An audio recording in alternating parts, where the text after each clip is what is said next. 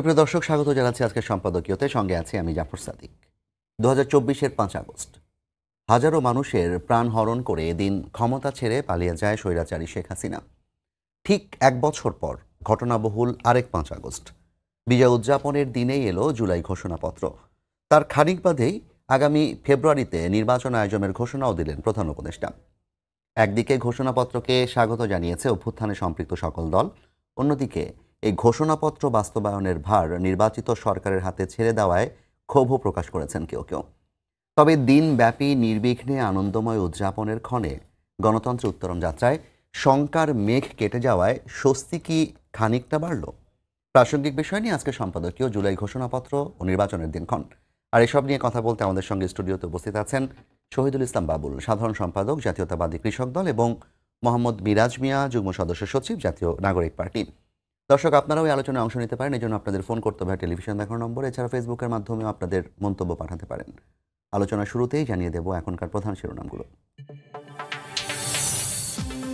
আগামী ফেব্রুয়ারিতে জাতীয় নির্বাচন, রোজার আগে ভোট আয়োজনে ইসিকে চিঠি দেবে অন্তর্বর্তী সরকার। বুধবার থেকে প্রাতিষ্ঠানিক আয়োজন শুরু, জাতির উদ্দেশ্যে প্রধান উপদেষ্টা।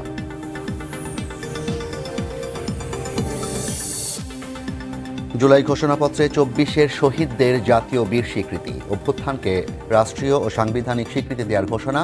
আন্দোলনকারীরাও পাবেন আইনি সুরক্ষা। নির্বাচনের সময় ঘোষণা ও জুলাই ঘোষণাপত্রকে স্বাগত জানালো বিএনপি। রাজনৈতিক স্থিতিশীলতার আশা, ফ্যাসিবাদ বিরোধী ঐক্য সমুন্নত রাখার আহ্বান।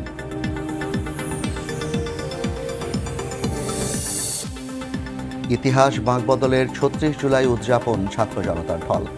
গণঅভ্যুত্থানের বর্ষপূর্তিতে মানিক এভিনিউতে বর্ণাঢ্য আয়োজন।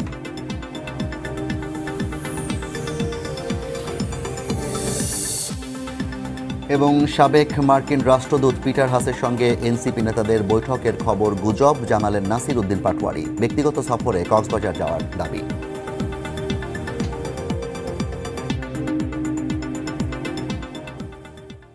বাবুল ভাই কেমন আছেন? মিরাজ ভাই নিশ্চয়ই ভালো আছেন, আপনিও? আলহামদুলিল্লাহ।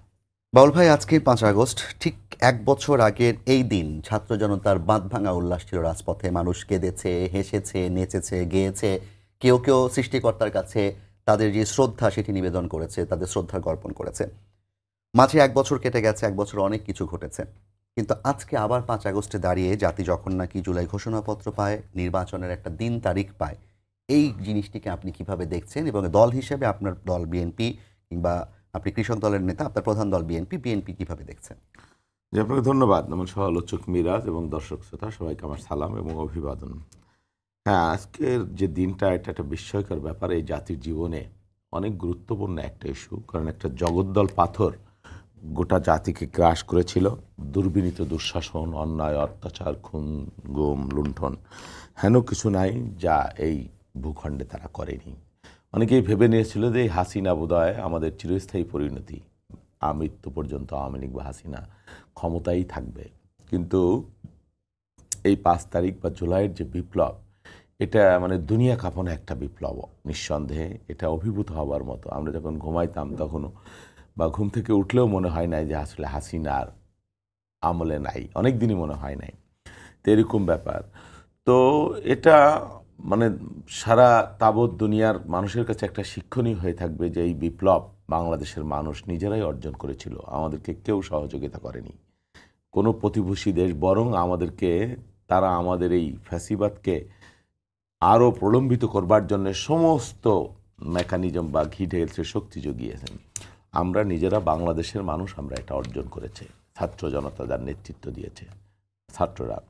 তো সেই বিজয়ের এই বর্ষপূর্তিতে আমরা সকল শহীদ, এই বিজয়, এই আন্দোলনে যারা আত্মাহুতি দিয়েছেন, যারা আহত হয়েছেন, প্রত্যেকের শহীদদের স্মৃতির প্রতি শ্রদ্ধা জানাই এবং যারা আহত আছেন তাদের সহানুভূতি। আর এই এক বছর পরে বিজয়ের, হ্যাঁ, আমাদের চাওয়া পাওয়া, আকাঙ্ক্ষা, আমাদের যারা আত্মাহুতি দিয়েছে তাদের যে স্বপ্ন, সব কিছুর সাথে হয়তো মিল নাও হতে পারে। অর্জন আছে, বিসর্জন আছে, ব্যত্যয় আছে, অনেক কিছুই আছে। তারপরেও এক বছর পরে হলো আমরা একটা গণতান্ত্রিক বাংলাদেশের দিকে অগ্রসর যে হচ্ছি, এবং এই যে এই বিপ্লব জুলাই আন্দোলনকে নিয়ে যে ঘোষণাপত্র আজকে হলো এবং এটার যে আইনি ভিত্তি, সাংবিধানিক ভিত্তি যে দেওয়া হবে সেই বিষয়ে ঐক্যমত্য যে হলো বা ঘোষণা আসলো, এটা একটা পজিটিভ দিক বলে আমি মনে করছি। এটি পরবর্তী নির্বাচিত সরকারের উপর ছেড়ে দেওয়া হয়েছে বাস্তবায়নের দায়িত্ব। আপনি কি মনে করেন যদি বিএনপি আগামীতে সরকার গঠন করতে সমর্থ হয়, সেই ক্ষেত্রে এই ঘোষণাপত্রের যেই বিষয়গুলো আছে সেগুলো সংবিধানের তফসিলে যুক্ত করবে তারা? আচ্ছা, এটা কেয়ারটেকার, এই অন্তর্বর্তী সরকার এটা কিভাবে এটা আইনি ভিত্তি দিতে পারবে? পরবর্তী সরকারকেই তো দিতে হবে। বিষয়টা হলো যে পরবর্তী সংবিধানে না কেন দিবে না? এটা তো দিনের পর দিন আলোচনা হয়েছে এই বিষয়গুলো নিয়ে, এবং খুব নিবিড়ভাবে সমস্ত রাজনৈতিক দল, যেভাবে এতগুলো রাজনৈতিক দল হ্যাঁ একটু নিবিড়ভাবে যেভাবে আলোচনা করছে, কমিটেড হয়েছে, স্বাক্ষর হবে, সেখানে সবকিছু হবে। না, সনদ ভিন্ন, ঘোষণাপত্র তো রাজনৈতিক দলগুলোর সাথে আসলে মানে ভাগও নাকি করা হয়নি তাদের বক্তব্য অনুযায়ী। না ভাগ করা হয়নি, কিন্তু সনদ যেটা হবে, সনদের মধ্যে এই ঘোষণাপত্রের মধ্যে যেটা আছে, এই আইনি ভিত্তি দেওয়া জুলাই আন্দোলনকে, এটা তার পার্টি। হ্যাঁ, তো আমরা যেটা মনে করছি এটা আইনেরও বহু উপরে, অ্যাভাব ল। এবং এটা আইনটা কি, আইন তো লিখিত একটা রীতিনীতি, কিন্তু এতগুলা রাজনৈতিক দল যেখানে একসাথে বসে একমত হয়ে সিদ্ধান্তগুলো নিয়েছে, সেজন্য এটা সব কিছুর ঊর্ধ্বে বলে আমি মনে করছি। এটা নিয়ে শঙ্কা বা আশঙ্কার কোনো কারণ আছে বা থাকতে পারে, সেটা আমরা মনে করছি না। নির্বাচনের ঘোষণাকে কিভাবে দেখছেন? অবশ্যই ইতিবাচকভাবে দেখি। এই নির্বাচনের ঘোষণা আরও আগে আসা উচিত ছিল, তাহলে আমাদের অনেক হিসাবে তো ঘোষণা আরো আগেই এসছে। প্রধান উপদেষ্টা তো বহু আগেই বলেছেন যে ফেব্রুয়ারিতে নির্বাচন হবে। না ফেব্রুয়ারি বলেছেন, ডিসেম্বর বলেছেন, জুন বলেছেন, জানা নানান ধরনের কমপ্লেক্স ছিল। হ্যাঁ, এটা অসত্য না। সাধারণ মানুষের মধ্যে গ্রামে গঞ্জে অনেকেই বিশ্বাসই করতে চায় না যে নির্বাচন। তিনি একটা কথা বলেছেন আজকে, এবার আমাদের সর্বশেষ দায়িত্ব পালনের পালা, নির্বাচন অনুষ্ঠান। আপনি এটাকে কিভাবে দেখছেন? তিনি কি আসলে তার অন্যান্য দায়িত্বগুলো পালন করতে পেরেছেন? না, কোনো দায়িত্বই যে একেবারে সফলভাবে পালন করতে পারছে এটা আমি মনে করছি না। এই সরকারের অনেকগুলো ব্যত্যয় আছে, অনেকগুলো ত্রুটি আছে, বা তাদের বিরুদ্ধে অনেক অভিযোগ এসছে। হ্যাঁ, সরকারের অংশের বিরুদ্ধে দুর্নীতি, অপশাসন, অন্যায়, এগুলোর অভিযোগও আছে।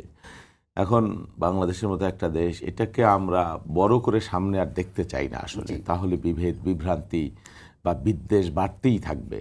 হ্যাঁ, এবং এই সরকারও আলটিমেটলি ব্যর্থ হয়ে যাবে আমরা যদি সহযোগিতা না করি। অবশ্যই ব্যর্থ আছে, অবশ্যই এদের কি ব্যর্থতা আছে। সেই ব্যর্থতা ছাপিয়ে আমরা যদি একটা নির্বাচনের দিকে যেতে পারি এবং বিচার কাজগুলা নিয়ম অনুযায়ী যেটা বিচার বিভাগ তারা যদি করতে পারে, তাহলে আমরা মনে করি যে বাংলাদেশ আবার একটা ট্রেনে, পজিটিভ ট্রেনে উঠতে পারে। ধন্যবাদ বাবুল ভাই। মিরাজ মিয়া, আপনার কাছে আসতে চাই। জুলাই আন্দোলনে আপনারা রাজপথে ছিলেন, আমরাও ছিলাম, বাবুল ভাইরাও নিশ্চয়ই ছিলেন। সব কিছু মিলিয়ে আজকে 5ই আগস্টের দিনে, যেটা বাবুল ভাইকে প্রশ্নটি আমার করা হয় নাই, 5ই আগস্ট আপনি কি করছিলেন? কেমন ছিল সেই দিনটি? আপনাকে অসংখ্য ধন্যবাদ। আমি প্রথমেই শ্রদ্ধার সাথে স্মরণ করছি 2024-এর 5ই আগস্ট যাদের আত্মত্যাগের বিনিময়ে, যাদের জীবনের বিনিময়ে আমরা একটি নতুন বাংলাদেশ পেয়েছি, তাদেরকে আমি প্রথমে স্মরণ করছি।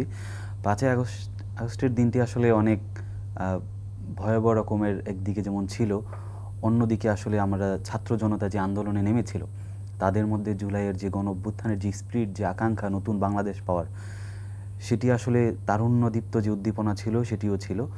তো ওই জায়গা থেকে আসলে আমরা দেখেছি যে আমাদের প্রায় 2000 মতো শহীদদের বিনিময়ে অবশেষে আমরা স্বৈরাচারকে বাংলাদেশ থেকে বিতাড়িত করতে সক্ষম হয়েছি। এটি আসলে এক ধরনের জুলাই গণ অভ্যুত্থানের একজন অংশগ্রহণকারী হিসেবে একটি মিশ্র প্রতিক্রিয়া আছে। একদিকে যেমন এটি আমাদের জন্য একটি অত্যন্ত আনন্দের দিন, আমরা 15 বছরের যে ফেসিবাদী যে দুঃশাসন ছিল সেটি থেকে মুক্ত পেয়েছি।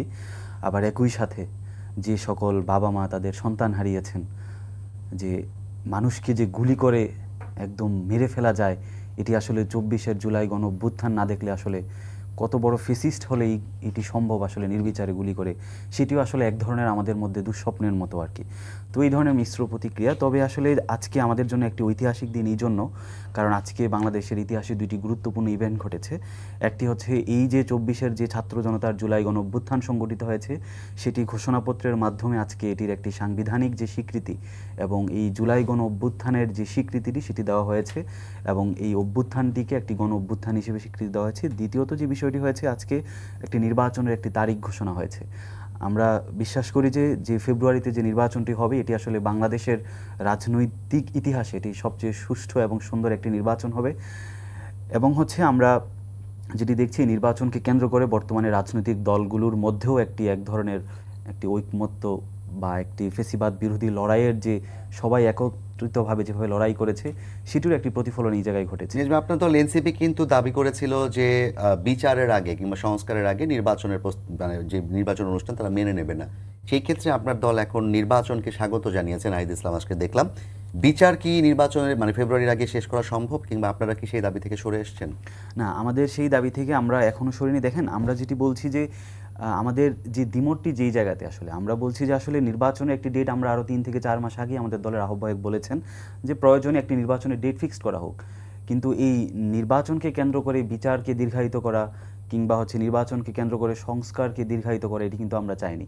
আমরা বলেছি যে নির্বাচনের তারিখ একটি ফিক্সড করা হোক, কিন্তু এর পাশাপাশি মানে প্রয়োজনীয় যে বিচার এবং মৌলিক যে সংস্কারের কথা আমরা বারবার বলছি সেগুলো যেন বাস্তবায়িত হয়। যে কারণে আজকে আমরা বলছি যে এই যে জুলাইয়ের যে ঘোষণাপত্র, এটির আসলে একটি কন্ট্রাডিক্টরি দিক আমরা যেটি দেখতে পেয়েছি সেটি আসলে দেখা গিয়েছে আমাদের সংস্কার জুলাই সনদ যেটি হয়েছে সেখানে আসলে সবগুলো রাজনৈতিক দলের ঐকমত্যের ভিত্তিতে আমাদের শাসনতান্ত্রিক কাঠামো থেকে শুরু করে নির্বাচনী প্রক্রিয়া থেকে শুরু করে যেই ধরনের সংস্কার প্রক্রিয়া সকল দলগুলো একমত হয়েছে, এগুলোর আসলে বাস্তবায়ন প্রক্রিয়াটা কি হবে এই প্রক্রিয়াটা নিয়ে কিন্তু আমাদের এখনও স্ট্রং আমাদের বিরোধিতা রয়েছে। আমরা বারবার বলেছি যে আসলে দেখেন, ঐক্যমত কমিশন থেকে তারা আজকে যেটি বলা হয়েছে যে আজকের ঘোষণাপত্র যেটি এসেছে যে পরবর্তী নির্বাচনে নির্বাচিত সরকারের যেই সংস্কারকৃত যেই সংবিধান সেখানে আসলে আমাদের প্রয়োজনীয় যেই যে জুলাই সনদ বা প্রয়োজনীয় যে সংস্কার সেগুলো কিন্তু আসলে ছেড়ে দেওয়া হচ্ছে পরবর্তী নির্বাচিত সংসদের কাছে। আমরা দেখেছি আসলে আপনি জাতীয় ঐক্যমত কমিশন থেকে সেখানে প্রধান উপদেষ্টা তিনি নিজে এটার সভাপতি। আমরা দেখেছি সেখানে যে একটা স্প্রেডশিট সবগুলো রাজনৈতিক দলকে দেওয়া হয়েছিল 166 কিংবা 70টির মতো সংস্কার, 166টি নিয়ে। সেখানে একটি ইয়া ছিল যে এই 166টি সংস্কার প্রস্তাবের মধ্যে যেই প্রস্তাবগুলোতে সবগুলো দল একটা জায়গায় এসে একমতে আসবে ওই সংস্কারগুলো আসলে কিভাবে বাস্তবায়ন হবে, আসলে সেখানে 6টি প্রস্তাব ছিল। একটি হচ্ছে যেইগুলোতে একমত হবে সেগুলো কি আমরা গণপরিষদের মাধ্যমে বাস্তবায়ন করব, নাকি এটি অধ্যাদেশের মাধ্যমে বাস্তবায়ন করব, নাকি পরবর্তী নির্বাচনে নির্বাচিত সরকার এসে বাস্তবায়ন করবে, নাকি গণভোটের মাধ্যমে বাস্তবায়িত করবে। তো আমরা এই জায়গাটি দেখেছি যে আসলে ঐক্যমত কমিশনের সকল দলগুলোকে নিয়ে আলোচনা না করেই এটি আমরা দেখেছি যে আসলে প্রধান উপদেষ্টা আজকে জুলাই ঘোষণাপত্র এসেছে যেটি আসলে পরবর্তী নির্বাচনের উপর ছেড়ে দেওয়া হয়েছে। আমরা তার আগেও দেখেছি ঈদের পূর্বে প্রধান উপদেষ্টা তিনি জাতির উদ্দেশ্যে যে ভাষণ দিয়েছেন সেখানেও কিন্তু তিনি আসলে বলেছেন যে আসলে নির্বাচিত সরকারের কাছে এগুলো বাস্তবায়ন করবে। পরবর্তী আমরা লন্ডন বৈঠকও সেটা দেখেছি এবং আজকে ঘোষণাপত্র দেখেছি এবং জুলাই যে সনদ আছে সেখানেও তারা বলেছে যে 2 বছরের মধ্যে পর্যায়ক্রমে নির্বাচিত সরকার করবে। এখন আমাদের আপত্তির জায়গাটি এটা হচ্ছে যে আপনি যখন জাতীয় ঐক্যমত কমিশনে আসলে যে বিষয়টি নিয়ে এখনো আলোচনাই হয়নি, যে বিষয়টি নিয়ে রাজনৈতিক দলের সাথে আলোচনা হয়নি, সেই বিষয়টিকে আসলে কিভাবে তিনি আগেই বলে দিচ্ছেন। প্রধান উপদেষ্টার ভাষণে আজকে একটি কথা আছে, সব মিলিয়ে স্বরাষ্ট্র মন্ত্রণালয় পুলিশ সংস্কার কমিশনের প্রস্তাবনা অনুযায়ী 16টি সংস্কার কাজ সম্পন্ন করেছে এবং আরও 43টি সংস্কার কাজ সমাপ্ত হওয়ার পথে। অর্থাৎ এখানে কিন্তু দেখা যাচ্ছে যে সরকার সংস্কার কাজ অলরেডি শুরু করেছে এবং অনেকগুলো সমাপ্ত করেছে। না, আমরা বলছি যে এই সরকারের আমলে আসলে যে আজকে 1 বছর পূর্তিতে আমাদের এই সরকারের অনেক সফলতা আছে, আবার ব্যর্থতার পাল্লাও কিন্তু অনেক ভারী। তো ওই জায়গা থেকে আসলে একটি গণ অভ্যুত্থানের পরে সারা দেশে বিশ্বে যেখানে গণ অভ্যুত্থান হয়েছে সেখানে আসলে খুব দ্রুত সময়ের মধ্যে শাসনতান্ত্রিক কাঠামো পরিবর্তন হয়নি। আমরা দেখেছি যে 24-এর এই যেই আমাদের যতটুকু সফলতা আছে এটা পুরোটাই হচ্ছে শহীদদের এবং জুলাইয়ের সফলতা। তো ওই জায়গা থেকে আমরা দেখেছি যে আসলে অল্প সময়ের মধ্যে অনেকগুলো শাসনতান্ত্রিক পরিবর্তন, যেমন প্রাইম মিনিস্টারের বয়সের যে লিমিট সেটি 10 বছর করা হয়েছে। আমাদের শাসনতান্ত্রিক কাঠামোর পার্লামেন্টে আপার হাউস হচ্ছে, আবার দেখা যাচ্ছে বহু মতের প্রতিফলন করার জন্য আমাদের পিআর সিস্টেম হচ্ছে। তারপরে আন্তর্জাতিক চুক্তিগুলো যাতে একপাক্ষিকভাবে না করতে পারে সেক্ষেত্রে সংসদের উভয় কক্ষের অনুমোদনের একটি বিধান যুক্ত করা হচ্ছে। তারপর দেখেন সংবিধানে গণভোটের যে রায় সেটি কিন্তু আবার ফিরে এসেছে। তো এরকম জায়গা থেকে আমরা দেখেছি যে হাইকোর্টের বেঞ্চগুলো বিভাগীয় পর্যায়ে যাচ্ছে, প্রবাসীদের ভোটাধিকার স্বীকৃতি পাচ্ছে। তারপরে হচ্ছে আমাদের বিচার বিভাগ থেকে নির্বাহী বিভাগকে পৃথক করার জন্য আলাদা সচিবালয় হচ্ছে। এই যে একটা সার্বিক যে সংস্কারগুলো 1 বছরের মধ্যে জুলাই আমাদেরকে এনে দিয়েছে, এই সংস্কারগুলোকে তো আমাদেরকে রক্ষা করতে হবে। কিন্তু আমরা দেখেছি যে আমাদের নির্বাচিত সরকারের অতীত যে ইতিহাস সেটি কিন্তু আসলে ভয়াবহ। আমরা দেখেছি 90-এ যেমন গণ অভ্যুত্থানের পরে 3 দলীয় রূপরেখা হয়েছে সেটি কিভাবে ভঙ্গ হয়েছে। আমরা দেখেছি 91-এ যেভাবে আসলে লতিফুর সরকারের যেই আপনার শাহাবুদ্দিন সরকারের যে 29টি সংস্কার কমিশন হয়েছে, রাজনৈতিক দলগুলো নির্বাচনের পরে সেগুলো ভায়োলেট করেছে। আমরা দেখেছি 2001 সালেও লতিফুরের নেতৃত্বে টিআইবির অধীনে যে 15টি বা 17টি সংস্কার কমিটি হয়েছে সেগুলো ভঙ্গিত হয়েছে। তো ওই জায়গা থেকে আমরা দেখেছি যে রাজনৈতিক দলগুলো পরবর্তীতে তাদের দলীয় স্বার্থে সংবিধান পর্যন্ত সংস্কার করেছে। তো এরকম জায়গা থেকে আমরা এনসিপি থেকে বারবার যেটি বলে আসছি যে আমাদের অতীত ইতিহাস যেমন নির্বাচিত সরকারের প্রতি বিশ্বাস করার মতো কোনো ইতিহাস আমরা দেখছি না, ওই জায়গা থেকে আমরা বলছি যে জুলাই গণ অভ্যুত্থানে এই 1 বছরের মাধ্যমে আমাদের যে এতগুলো শাসনতান্ত্রিক কাঠামোতে ইতিবাচক পরিবর্তন নিয়ে আসছে, এটার বাস্তবায়নটা আসলে নির্বাচিত সরকার হাতে ছেড়ে দেওয়া উচিত না। এই জায়গা থেকে আমরা বারবার দাবি জানাচ্ছি। তাহলে কে করবে, গেজেটের মাধ্যমে? জি, এটি নিয়ে রাজনৈতিক দলগুলোর মধ্যে আলোচনা হতে পারে যে এটি একটি আমরা বারবার বলছি যে গণপরিষদের মাধ্যমে, অথবা এটি আসলে লিগ্যাল ফ্রেমওয়ার্ক অর্ডারের মাধ্যমে করা যায়। কিন্তু সেটি করলে পরবর্তী নির্বাচিত সরকার যদি সেটি বাতিল করে দেয়, সেই ক্ষেত্রে তখন কি করা হবে? না, এটি যখন আসলে জাতীয় ঐক্যমত্য কমিশনের অধীনে যখন এটি আলোচনায় যখন একটি সিদ্ধান্তে আসবে, তখন আসলে এটি পরবর্তী নির্বাচিত সরকার যদি এটি ভায়োলেট করে তাহলে সে জনগণের আদালতে তাকে দাঁড়াতে হবে। অনেক ধন্যবাদ মিরাজ ভাই আপনাকে। এবার যে বাবুল ভাই, আপনার কাছে যদি আপনি তার প্রেক্ষিতে কিছু বলতে চান অবশ্যই বলবেন। আমি আপনার কাছে একটা ছোট প্রশ্ন করতে চাই। ঘোষণাপত্রকে কেন্দ্র করে আজকে দেখলাম একটা নতুন মঞ্চ গঠিত হয়েছে, মঞ্চ 71 নামে, যার নেতৃত্বে একজন হচ্ছে জেরাই খান পান্না। তার দাবি হচ্ছে যে 24কে 71-এর কাছাকাছি নিয়ে যাওয়ার চেষ্টা করা হচ্ছে। ঘোষণাপত্রে যদি মুক্তিযুদ্ধ এবং স্বাধীনতার যে অবদান সেটিকে যদি স্বীকার করা না হয় কিংবা সেটি ছোট করা হয়, 72-এর সংবিধানকে যদি কিংবা মুক্তিযুদ্ধকালীন সংবিধানের অবদানকে যদি খাটো করা হয়, তাহলে তারা রুখে দাঁড়াবেন এবং একই সাথে তারা হচ্ছে সেটি প্রতিহত করবেন। কিন্তু আমরা প্রধান উপদেষ্টার ভাষণে কিংবা জুলাই ঘোষণাপত্রে আজকে একটা জায়গায় কিন্তু আমরা দেখতে পেয়েছি, বলা হয়েছে যেহেতু স্বাধীন বাংলাদেশের 1972 সালের সংবিধান প্রণয়ন পদ্ধতির কাঠামোগত দুর্বলতা অপপ্রয়োগের ফলে স্বাধীনতা পরবর্তী আওয়ামী লীগ সরকার মুক্তিযুদ্ধের জন আকাঙ্ক্ষা পূরণে ব্যর্থ হয়েছিল এবং গণতন্ত্র রাষ্ট্র প্রতিষ্ঠানগুলোর কার্যকারিতা ক্ষুণ্ণ করেছিল। এই যে ধারাটি আছে, এটি মঞ্চ 71-এর যেই দাবি তার সাথে কিন্তু আসলে সাংঘর্ষিক এবং তারা কিন্তু যেটি চেয়েছিল সেটি সেখানে বিপরীতভাবে এসছে। তো এই মঞ্চ 71 নিয়ে আপনি কি বলবেন? না, মঞ্চ 71 জেরাই খান পান্না উনি অনেক বয়স্ক মানুষ, হ্যাঁ, সিনিয়র সিটিজেন। তার সম্পর্কে আমি ওইভাবে নেতিবাচক, তার যে গতিবিধি এবং তার যে চলন বলন, ইনিয়ে বিনিয়ে তিনি ওই ফ্যাসিস্টদেরই পুনর্বাসন করবার জন্যে তার কথাবার্তা এবং চলনে বলন সেটা প্রমাণিত হচ্ছে। 71কে কে অপদস্থ করেছে, কে অপদস্থ করেনি? 71কে আমরা ওন করি। 71 আমাদের মানে জাতিসত্তার সবচাইতে ফাউন্ডেশনের মূল ভিত্তি। তো 71কে আমরা কেন বাদ দেবো? 71কে বাদ দেওয়ার কোনো প্রশ্ন নাই এখানে। 71কে আমরা ধারণ করেই, তবে 71-এর নাম করে বিগত দিনে যে অন্যায়, অনিয়ম, দুর্বৃত্তায়ন, অপশাসন হয়েছে সেটাকে আমরা ডিজন করি। 71 আমাদের সকলের। 71 ছিল একটা জনযুদ্ধ। 71 কোনো বিশেষ গোষ্ঠীর না, কোনো দলের না, তেমনি 24ও তাই, আমাদের সকল শ্রেণী পেশার মানুষের।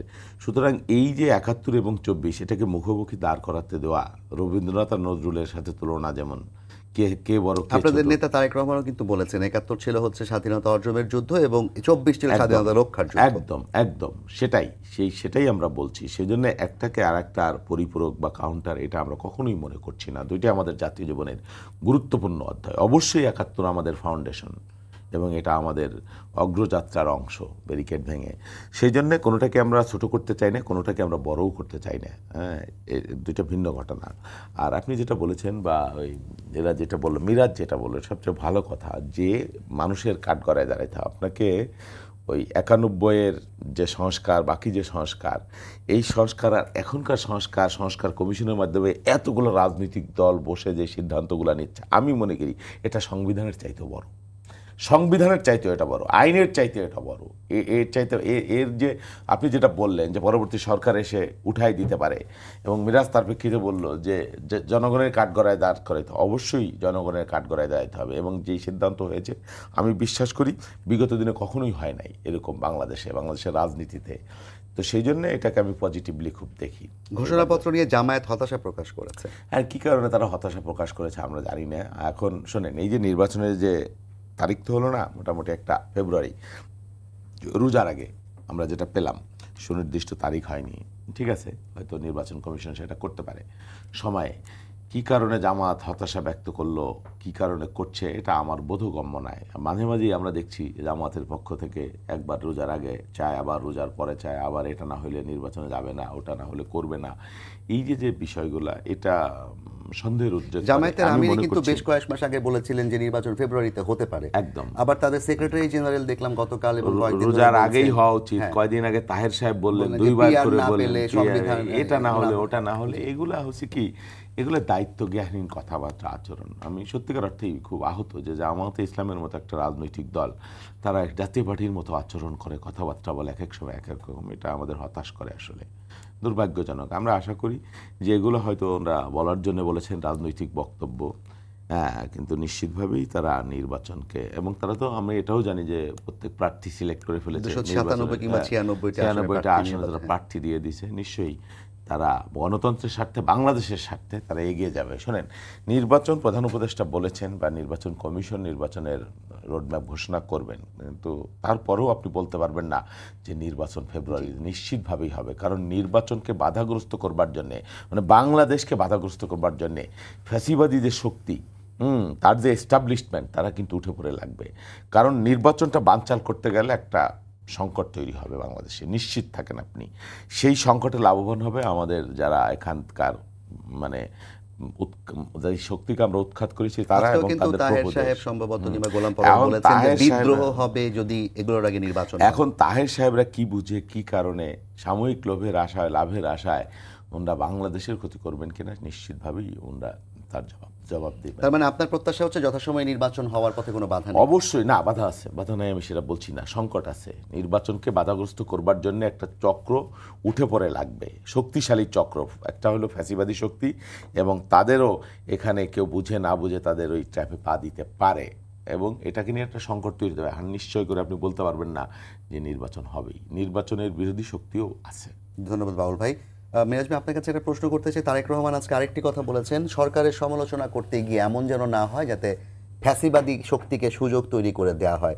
আপনার কাছে কি মনে হচ্ছে যে জুলাই অভ্যুত্থানের যে অংশগ্রহণকারী শক্তিগুলো ছিল তারা নিজেদের মধ্যে এমনভাবে ক্রেডিট নিয়ে এবং অন্যান্য বিষয় নিয়ে কাদা ছোড়াছড়ি করছে যাতে কিনা ফ্যাসিবাদী শক্তি সুযোগ পেয়ে যাচ্ছে? এই জায়গাটিতে আসলে আমি যেটি বলবো, আসলে এটি আমাদের জন্য আসলে দুঃখজনক যে জুলাই গণ অভ্যুত্থানে যারা ফেসিবাদ বিরোধী আন্দোলনের সংগ্রামে একসাথে ছিল, তাদের মধ্যে আসলে বিভিন্ন রাজনৈতিক স্বার্থ সংশ্লিষ্ট অথবা ক্রেডিট নিয়ে কাদা ছুড়াছুড়ি, এটি আসলে খুবই দুঃখজনক। এটি প্রত্যাশাও করি না। জুলাইয়ের ক্রেডিট যদি কাউকে দিতে চাই, আমি আসলে সেই সকল শহীদদেরকে দিতে চাই যারা 24-এ যারা শহীদ হয়েছে, জীবন আত্মত্যাগ যেটি করেছে। জুলাই ঘোষণাপত্র এবং প্রধান উপদেষ্টার ভাষণেও আজকে একই প্রধান কথা উপদেষ্টার আছে। ভাষণে আছে। তো আমি আসলে যেই জায়গাটিতে আসলে ফোকাস করতে চাই, মির্জা ফখরুল ইসলাম আলমগীর তিনি কিন্তু 3 থেকে 4 দিন আগে 1/11-র একটি আভাস তিনি দিয়েছেন। আমরা গতকাল দেখেছি, গতকাল রাতেও উপদেষ্টা মাহফুজ আলম তিনি 1/11-র একটা আভাস দিয়েছেন। আজকে যেহেতু নির্বাচনের তারিখ ঘোষণা হয়েছে, আশা করি যে 1/11-র যে বিষয়টি, এটি আসলে বাংলাদেশের বর্তমান বাস্তবতা আসলে এটি সম্ভব হবে না, যেহেতু রাজনৈতিক দলগুলোর মধ্যে একটা ঐক্যমত এসেছে আর কি। তো ওই জায়গা থেকে তবে জুলাই ঘোষণাপত্র নিয়ে আমাদের কিছু আসলে কনসার্ন আছে। সেখানে ভালো দিক যেমন আছে, এখানে সাংবিধানিক স্বীকৃতির ব্যাপারে সবগুলো দল একত্রিত হয়েছে। আবার এটিকে জুলাই গণঅভ্যুত্থানকে বলা হয়েছে এটি আসলে জাতীয় এবং আন্তর্জাতিক আইন ধারা এটি আসলে বৈধ।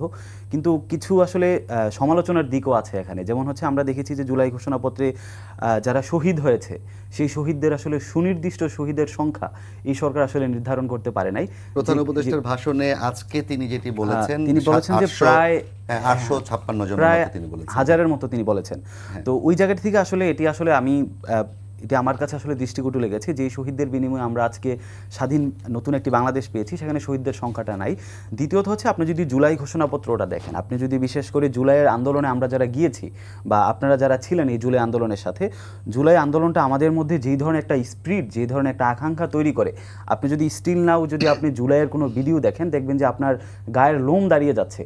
কিন্তু আপনি যদি জুলাই ঘোষণাপত্রটা যখন পাঠ করা হচ্ছে, তখন এটাকে আসলে এক ধরনের মনে হয় না যে আসলে এই জুলাই ঘোষণাপত্রটার মধ্যে এক ধরনের জুলাইয়ের যে স্পিরিট, যে আকাঙ্ক্ষা, ওইটা আসলে ফুটে ওঠে। এটা আসলে যেটা মনে হয়েছে যে একটা হিস্টোরিক্যাল কনটেক্সট থেকে আসলে অতীত যে ইতিহাসগুলো, এই ধারাবাহিকভাবে আসলে একটা ইতিহাস লেখা হয়েছে, সেটার পার্সপেক্টিভ থেকে আসলে আপনি যদি এখানে যদি ইতিহাসও যদি লিখে থাকেন, 15 বছরের আওয়ামী লীগের গুম খুনের ইতিহাসও যদি লিখে থাকেন, এখানে আসলে আমরা দেখেছি যে অনেকগুলো বৈষম্য এখানে করা হয়েছে। যেমন বৈষম্যের মধ্যে আপনি দেখেন যে এখানে আসলে দেখেন যে শাপলার যে গণহত্যা যেটা আওয়ামী লীগ চালিয়েছিল, সেটা আসলে উল্লেখ নেই। অনেকে সমালোচনা করছেন যে বিডিআর যেই হত্যাকাণ্ড যেটি হয়েছে, আমাদের দেশপ্রেমী যেই সেনা অফিসারদেরকে মেরে ফেলা হয়েছে, সেটির আসলে উল্লেখ নেই।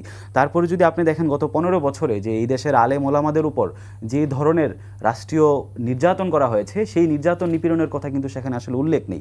তো এই জায়গা থেকে আপনি যদি এটি একটি হিস্ট্রিক্যাল কনটেক্সটও বিবেচনা করেন, সেখানে আসলে এই ধরনের বৈষম্যের ঘটনাগুলো ঘটেছে। দ্বিতীয়ত আমি যেটি বলছি, এখানে জুলাইয়ের মধ্যে যে স্পিরিটটি ছিল, যেই আমাদের যে জুলাইয়ের যেই একটা স্পিরিট, সেটা আসলে এটা লেখা পড়লে আসলে ওইভাবে বোঝা যায় না।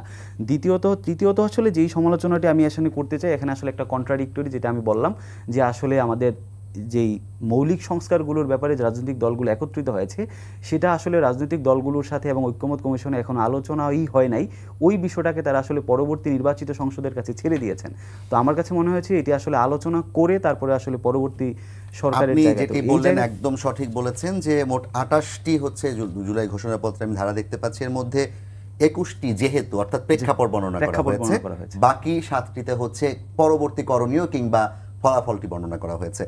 তবে আপনি আরেকটি যেটি বললেন যে শাপলা হত্যাকাণ্ড সহ অন্যান্য আলেম ওলামাদের যে নিপীড়ন তাদের উপর, সেটি আসা হয়নি। কিন্তু আমি দেখতে পাচ্ছি 11 নম্বর এবং 14 নম্বর ধারায় কিন্তু স্পষ্টতেই ভিন্ন মতের রাজনৈতিক নেতাকর্মী, শিক্ষার্থী ও তরুণদেরকে নিষ্ঠুরভাবে নির্যাতন, তারপর হচ্ছে এর আগে 16 বছর ধরে সংগঠন, শ্রমিক সংগঠন, বিভিন্ন রাজনৈতিক দলকে নিপীড়ন, নির্যাতন, গুম, বিচার বহির্ভূত হত্যাকাণ্ড, এই কথাটি বলা হয়েছে, হয়তো নির্দিষ্ট করে বলা হয় না। এই জায়গাটিতে আপনি যদি এই যে 28টি যদি ধারা আপনি সিরিয়ালে পড়তে থাকেন, তাহলে মনে হবে যে এই যে 36 দিনের যে জুলাই গণঅভ্যুত্থানটি হয়েছে, এটিকে মনে হবে যে অন্যান্য স্বাভাবিক যে ঘটনাগুলো আছে, এই ঘটনার পরম্পরায় জুলাই এসেছে। কিন্তু জুলাই তো আসলে অন্য ঘটনাগুলো থেকে ভিন্ন। এই জুলাইয়ের 36 দিনের যে জুলাই আন্দোলনটি হয়েছে, এটিকে আসলে বিশেষভাবে যে একটি গুরুত্ব দেওয়া, আসলে সেই বিষয়টি কিন্তু আসলে ফুটে ওঠেনি। যেমন ধরেন 18 কোটা বিরোধী আন্দোলনের কথাও কিন্তু সরাসরি উল্লেখ নেই, তবে কোটা বিরোধী আন্দোলনের কথা বলা হয়েছে। জি, তো ওই জায়গা থেকে আমরা মনে করি যে আসলে জুলাই ঘোষণাপত্রের ইতিবাচক কিছু দিকও আছে, তেমনি আসলে নেতিবাচক কিছু দিকও আছে। ধন্যবাদ মিরাজ মিয়া আপনাকে। বাবুল ভাই, আমি যেটি মিরাজ মিয়া বলছিলেন, আসলে আমাদের সবার গুজবাম্প হয়, এখনো চোখের পানি ধরে রাখা কষ্ট হয়ে যায়, এবং বিভিন্ন সময়ে, যেমন ধরেন সেদিন আমি শহীদ সৈকত, তার বোন একজন জুলাই স্মৃতি ফাউন্ডেশনে কাজ করেন, সেবন্তী বোধহয়ের নাম, তার বাবার সাথে যখন আমার দেখা হলো, একজন সুষ্ঠুমণ্ডিত বয়স্ক বাবা, তারা দু বোন, একজন ভাত্র ভাই, একটা ছোট্ট দইয়ের দোকানের ব্যবসা, সেই দোকানের শাটার অর্ধেক নামিয়ে রেখে সে মোহাম্মদপুরে ছুটে গিয়েছিল এবং তার গুলিটা সরাসরি কপাল ভেদ করে পেছন দিয়ে বেরিয়ে এসেছে। সেই মানুষটিকে দেখার পর আমার কাছে আসলে পৃথিবীর সব কিছু, নির্বাচন, সংস্কার, সব কিছু আসলে অর্থহীন হয়ে দাঁড়ায়। শুধুমাত্র সেই মানুষটি কোন আকাঙ্ক্ষায় সেখানে গিয়েছিল, সেটাই প্রশ্ন হয়ে দাঁড়ায়। আপনার কাছে কি মনে হয় ভোটের মাধ্যমে এই যে শহীদ সৈকত, শহীদ আহনাফ কিংবা শহীদ আবু সাইদ অথবা শহীদ ওয়াসিম, তাদের সেই স্বপ্ন পূরণ করা আচ্ছা, সম্ভব? ভোটের মাধ্যমে স্বপ্ন পূরণ হবে কিনা এটা আমি একেবারে নিশ্চয় করে বলতে পারবো না, কিন্তু ভোট ছাড়া যে হবে না এটা নিশ্চয় করে বলা যায়। হ্যাঁ, ভোট ছাড়া, নির্বাচন ছাড়া, গণতন্ত্র ছাড়া এটা হবার 0% সুযোগ নাই। ভোট হইলে যে 100% হবে সেই নিশ্চয়তা আমি বলছি না, কিন্তু সেটা একটা যাত্রা। আপনি যে কথাগুলো বললেন, শোনেন, জুলাইটা তো আসলে কি বলবো, এটা মানে একটা হৃদয় বিদারক অনেক ঘটনাগুলো আছে। আমি কালকেই দেখছিলাম যুবদল একটা প্রোগ্রামে 10-12 বছরের একটা সুদর্শন বালক বিএনপি মহাসচিবের সাথে ছবি তুলতে আসলেন, বলতেছেন যে স্যার, আমার এই খুলিটা কিন্তু এখানে কৃত্রিম খুলি লাগানো, খুলি উড়ে গেছে। হ্যাঁ, কি ফুটফুটে বাচ্চা ছেলে কীভাবে বলছিল মহাসচিবের সাথে ছবি তুলতে আসছে। তো এই যে বিষয়গুলা, আমি আমার নির্বাচনী এলাকা ভাঙ্গাতে একটা ছেলে, সবচাইতে কনিষ্ঠতম শহীদ যাত্রাবাড়িতে, ঘরের মধ্যে যিনি শহীদ হয়েছেন তার বাবা, হ্যাঁ, একটা মাত্র তার সমাধিতে আমি গিয়েছি, বারবার তার বাড়িতে গিয়েছি। মানে এই বাবা কিভাবে, আজকেও দেখলাম রাশেদ খান একটা পোস্ট দিচ্ছে যে বাবা, আমার একটাই ছেলে ছিল, তাকেও, তিনিও শহীদ, 113 জন শিশু, হ্যাঁ, 13 জন শিশু। তো এরকম অসংখ্য ঘটনা। আমি বোধহয় 19 তারিখের দিকে না কয় তারিখে এই গ্রিন রোডে ছিলাম, যেদিন হেলিকপ্টারে গুলি করলো, সেদিন আমি দেখতেছিলাম মানে ওখানে স্বরাষ্ট্রমন্ত্রীর বাসা থেকে একেবারে টার্গেট করে স্নাইপার দিয়ে গুলি করা হচ্ছে, এগিয়ে এসে করছে না, একজনের মাথার গুলি উড়ে গেল, সাথে সাথে সরাই নেওয়া হলো, আর একজনের গুলি লাগলো। বিভৎস অবস্থা, কিভাবে মানুষ এইভাবে গুলি করে। তারপরে এপিসি গান থেকে যেভাবে গেছে, যাত্রাবাড়িতে একটা ঘটনা দেখলাম, যেভাবে গুলি করা হচ্ছে, মাই গড, কি ভয়াবহ বাস্তবতা। এগুলো দেখলে রাতের পর রাত ঘুম হয়নি, বাস্তব সত্যি কথা। এবং আমরা যে বাংলাদেশের মানুষ, এই জাতি যে কি অকুতোভয় জাতি, সেটা কিন্তু আবার তারা প্রমাণ করে দিছে। সমস্ত পৃথিবী কেউই আমাদের এই বিপ্লবে আমাদের পাশে দাঁড়ায় নাই। ছাত্র জনতা জেগে উঠেছিল, সমস্ত মানুষ তাদের পাশে এসে দাঁড়িয়েছিল। শুধুমাত্র এই যে আমাদের সন্তানদের উপরে যে অন্যায়, অত্যাচার এবং দীর্ঘদিনের যে জুলুম পীড়ন, এক একটা ইতিহাস, এবং আমাদেরও মানে জীবনবোধ, আমরা আমাদের জীবনের আসলে সবচেয়ে গুরুত্বপূর্ণ সময়টা হাসিনার পিছনে আমরা ব্যয় করে দিলাম, ফ্যাসিবাদের পিছনে। আমাদের পরিবার পরিজন, মানে এমন সব ঘটনা আছে, একটা মহাকাব্য লেখা যাবে আমাদের জীবনের যদি অভিজ্ঞতা। মিরাজদের আমরা তো বড় সৌভাগ্য তাদের যৌবনটা আসলে হাসিনা বিহীন ভাবে কাটাবেন, হ্যাঁ, কিন্তু হ্যাঁ, হ্যাঁ। আপনার আমাদের না, অনেকের আমরা- যৌবন আমাদের পুরোটাই সেই। সবচাইতে গুরুত্বপূর্ণ সময়টা এই হাসিনা নিয়ে নিছে আমাদের, আপনি চিন্তা করতে পারবেন না। অনেক অসুস্থ হয়ে গেছে, নানান ধরনের পরিবার থেকে বিচ্ছিন্ন হয়ে গেছে অনেকেই, অনেকের মানে কি বলবো স্ত্রীর সাথেও ডিভোর্স হয়ে গেছে, এরকম অসংখ্য। তারপরে যারা গুম হয়েছে, আমি এদেরকে নিয়ে অনেক কাজ করেছি, এদের বাড়িতে বাড়িতে আমি গিয়েছি, কি যে দুর্বিষহ অবস্থা। বাচ্চারা এমনও আছে যে যখন গুম হয়েছে মায়ের গর্ভে ছিল, এরকমও আছে। এই যে তাদের বাবাকেও ঘটনাগুলো আপনি দেখেনি। বলছেন, এই ঘটনাগুলোর প্রেক্ষিতে বাংলাদেশের যে রাজনৈতিক দলগুলো তাদেরকে আসলে বোধোদয় হয়েছে, তাদের কি চেতনায় কোনো পরিবর্তন এসেছে? সেটা এই ঘটনা বাংলাদেশে ছিল না, একজনই হাসিনার আমলে হয়েছে, আর কেউ হয় না। এর আগে বিএনপি ক্ষমতায় ছিল, এরশাদও স্বৈরাচার ছিল, এত নিকৃষ্ট স্বৈরাচার ছিল না। এটা একটা ব্যতিক্রম ঘটনা, এই যে ফ্যাসিবাদ, এই স্বৈরাচার। এর আগে বিএনপি ক্ষমতায় ছিল, বিএনপির এটা হইতে পারে নাই, হওয়ার প্রয়োজন নাই, এটা হবেও না, আর এই ঘটনার পরে আর হবার সুযোগও নাই। এবং সেটা হলে আমরাই এই বিএনপিকে আমরা টেনে ধরবো। বিএনপির মধ্যে অসংখ্য বিবেকবান মানুষ আছে। আমি তো বললাম যে এরশাদ সামরিক জান্তা, সামরিক স্বৈরাচার, এরশাদও এরকম হইতে পারে নাই। তো হাসিনা কি কারণে হয়েছে, তার বাবা এখানে আসলে এরকম হয়েছে কি, এই ধরনের সাইকোলজিক্যাল একটা প্রবলেম বোধহয় তার মধ্যে ছিল। সিরাজুর রহমান তার একটা ইন্টারভিউ নিয়েছিলেন যখন তিনি বাংলাদেশে প্রত্যাবর্তন করলেন দিল্লি থেকে, তখন তাকে প্রশ্ন করা হয়েছিল যে আপনি কি কারণে রাজনীতি করতে চান? আমার বাবার হত্যার প্রতিশোধ নেবার জন্যে। যেহেতু সিরাজুর রহমান শেখ সাহেবের খুব ঘনিষ্ঠ বন্ধু ছিলেন, তিনি তখন, ওই ভিডিওটা কিন্তু আছে, তিনি তখন তাকে শিখিয়ে দিয়েছিলেন যে না, রাজনীতি করলে এটা বলা যায় না। আসলে তার মনের মধ্যেই সেই এইরকম একজন বিকারগ্রস্ত মানুষ, ঠিক আছে তাকে আমরা সব দিতে পারি, কিন্তু রাষ্ট্র ক্ষমতা তাকে দিলে, তার হাতে দিলে সেটা নিরাপদ হয় না। জি, অনেক ধন্যবাদ হবার তাই আপনাকে হলো আর কি। বাবুল ভাই। মিরাজ ভাই, আপনার কাছে আমি একটু ভিন্ন প্রসঙ্গে জানতে চাই। আপনারা একটি নতুন রাজনৈতিক দল গঠন করছেন, নির্বাচনে অংশগ্রহণের প্রত্যাশাও করছেন, কিন্তু একই সাথে আপনাদের বিরুদ্ধে, যেমন গতকাল টিআইবির একটি রিপোর্টে সংঘাত সহিংসতার পেছনে আপনাদের 1% অবদানের কথা বলা হয়েছে, অন্যদের আরও অনেক বড় অবদান আছে। বাট নতুন রাজনৈতিক দল হিসেবে আপনাদের যে অবস্থানটি থাকার কথা ছিল সেটি আপনারা ধরে রাখতে পেরেছেন কিনা, 1 নম্বর। 2 নম্বর হচ্ছে সেটি আপনাদের ধরে রাখতে দেয়া হচ্ছে কিনা। প্রাসঙ্গিকভাবেই আজকে আপনাদের যে 5 জন নেতা কক্সবাজারে গিয়েছেন সেই বিষয়টা আলাপ করবেন। প্রথমত হচ্ছে আমি আমাদের 5 জন কক্সবাজারে যেটি গিয়েছেন সেটির ব্যাপারে একটু প্রথমেই বলে নিচ্ছি। সেটি হচ্ছে তাদের, প্রথমত এটি আপনিও জানেন যে তাদের ব্যাপারে যেটি বলা হয়েছে তারাও বলেছে এটি আসলে গুজব ছিল, যে আসলে পিটার্স হাস তো তিনি বাংলাদেশে নেই, আসলে তিনি ওয়াশিংটনে আছেন। তো এটিতে স্পষ্টতই গুজব। এই গুজবগুলো কারা ছড়াচ্ছে? তো এই জায়গা থেকে আসলে আমরা আসলে মিডিয়ার কাছে আসলে পেশাদারিত্বের যে ভূমিকা, আমরা সেই নতুন একটা রুল আমরা তাদের কাছে চাই। রাষ্ট্রের প্রত্যেকটা জায়গায় যেহেতু সংস্কার হচ্ছে, মিডিয়ার মধ্যে আমরা পেশাদারিত্ব যে বজায় থাকুক সেটি আমরা চাই। দ্বিতীয়ত ইস্যু হচ্ছে আমাদের আজকে একটি 5 আগস্টের দিন। 5 আগস্ট এখানে এই দিনটি, এটি আসলে হাজারো শহীদদের একটি রক্তস্নাত একটি দিন, এবং অনেক মানুষ পঙ্গুত্ব বরণ করেছে, চোখ হারিয়েছে। এরকম একটি পরিপ্রেক্ষিতে একটি গণ অভ্যুত্থানের লিগাসি নিয়ে গঠিত হয়েছে এনসিপি দল। তো এরকম একটি দিনে এনসিপির 5 জন নেতা একসাথে, তাদের আসলে এটি ব্যক্তিগত সফর হলেও তাদের আসলে একসাথে কক্সবাজার যাওয়াটা উচিত হয়নি বলে আমি মনে করি। অন্তত নতুন দল হিসেবে আমরা এনসিপিতে আমাদের এতটুকু পরিবর্তন আমরা চাই, আমাদের দলের কোনো সদস্য যদি তাদের লাইন থেকে বিচ্যুতি হয়, আমরা যেন সেই সমালোচনাটুকু করতে পারি দলে। এই পরিবর্তনটুকু আমরা দলের মধ্যে চেয়েছি। একটা রাজনৈতিক দলের মধ্যে ইন্ট্রা পার্টি ডেমোক্রেসি যেমন গুরুত্বপূর্ণ, রাজনৈতিক দলের মধ্যে সমালোচনা করার পরিবেশ যেমন গুরুত্বপূর্ণ, আবার দলের মধ্যে কেউ যদি বিপদে চলে যায় তাকে সমালোচনা করা, কেউ যদি আসলে ক্রিমিনাল অফেন্সের দিকে চলে যায়, চাঁদাবাজির দিকে চলে যায়, তাকে দল থেকে সাথে সাথে ব্যবস্থা গ্রহণ করা, এই ধরনের সংস্কার কিন্তু আসলে জুলাই আমাদের মধ্যে প্রত্যাশা করে। তো আমরা চেষ্টা করছি এই কাজগুলো করার জন্য। নতুন দল হিসেবে আমাদের অনেক ভুল ত্রুটি আছে ভাই এখানে আমাদের, কারণ রাজনৈতিক দল তো এই জায়গা থেকে আমাদের সমালোচনাও যেমন আছে, ওই জায়গা থেকে আসলে মানুষ আমাদের কাছে অনেক বড় একটা প্রত্যাশা নিয়ে আছে। যেই মা তার ছেলেকে আন্দোলনে পাঠিয়েছেন, যেই বাবা তার মেয়েকে আন্দোলনে পাঠিয়েছেন, তাদের মধ্যেও তো একটা জুলের যে একটা আশা আকাঙ্ক্ষা আছে। তো ওই ধরনের দিক থেকে আমাদের দলের উপর অনেক বেশি দায়িত্ব এবং একটা প্রত্যাশাও আছে জাতির। তো ওই জায়গা থেকে আমরা আসলে যাতে ওই জায়গাটাতে থাকতে পারি, তাদের যে প্রত্যাশার জায়গা ওই জায়গাটা যেন ধরে রাখতে পারি, সেক্ষেত্রে আমরা আসলে সকলেরই আসলে সহযোগিতা চাই। এই ক্ষেত্রে আমরা যদি কোনো অন্য পথে চলে যাই তাহলে সেটার যেমন সমালোচনা চাই, আবার আমরা যদি ভালো কাজ করে থাকি সেটারও আসলে আমরা ইতিবাচক পর্যালোচনা চাই। যেমন আপনি জানেন যে আমরা গত শহীদ মিনারে আমরা হচ্ছে আমাদের দলের যে ইশতেহার আমরা যে সেকেন্ড রিপাবলিকের যে ধারণাটা দিয়েছি 24 সেটি আপনি দেখেছেন, সেটি কিন্তু আসলে সবার কাছে আসলে সেগুলো প্রশংসিত হয়েছে। মানে আমরা আসলে আগামীর বাংলাদেশটা কীরকম দেখতে চাই, এগুলো আমাদের যে ইশতেহার ছিল 24 দফা, এটা কিন্তু আসলে আমাদের নির্বাচনী কোনো দফা নয়, এটা হচ্ছে আমরা একটা নতুন বাংলাদেশটা আমরা কেমন দেখতে চাই, আমাদের সেকেন্ড রিপাবলিকের আইডিয়াটা কি। সেখানে আমরা দেখেছেন যে আমরা প্রথমবারের মতো প্রথম কোনো রাজনৈতিক দল হিসেবে যেখানে আমরা হচ্ছে নন নিউক্লিয়ার সেকেন্ড স্ট্রাইক প্রতিরক্ষার কথা ব্যবস্থার কথা বলেছি, আমরা দেখেছি, যেখানে আমরা এখন আর ইউএভি বলার মতো ব্রিগেডের কথা সময় বলেছি। শেষ তো হয়ে ওই এসেছে। রকম জায়গা থেকে আসলে আমরা মনে করছি এনসিপি গণঅভ্যুত্থানের যে লিগ্যাসি নিয়ে জন্মগ্রহণ করেছে, আমরা চেষ্টা করছি আমরা সেটা ধরে রাখার জন্য, এবং এদেশের মানুষের যে প্রত্যাশা, সেই প্রত্যাশার পথেই যেন আমরা থাকি, সেটাই আমরা চেষ্টা অনেক করছি। ধন্যবাদ আপনাকে।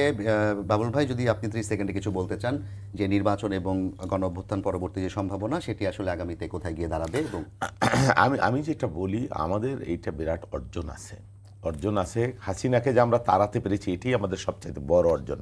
আর একটা অর্জন, আর কোনো কিছু যদি না হয়, এই যে কেয়ারটেকার প্রভিশন, অনেক কিছু হয়েছে, বিএনপি এত এনগেজড হয়ে আলোচনা করেছে।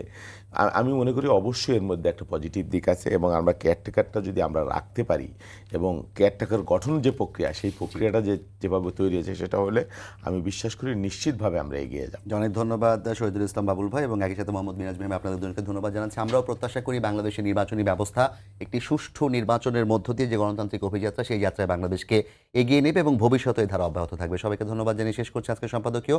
আগামীকাল আবারও দেখা হবে একই সময়। শুভরাত্রি।